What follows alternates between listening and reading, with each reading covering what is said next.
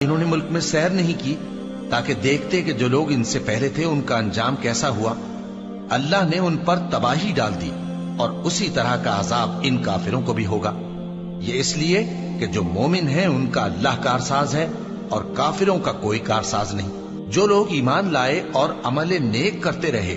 ان کو اللہ بہشتوں میں جن کے نیچے نہریں بہ رہی ہیں داخل فرمائے گا، اور جو کافر ہیں وہ فائدے اٹھاتے ہیں اور اس طرح کھاتے ہیں جیسے حیوان کھاتے ہیں، اور ان کا ٹھکانہ دوزخ ہے۔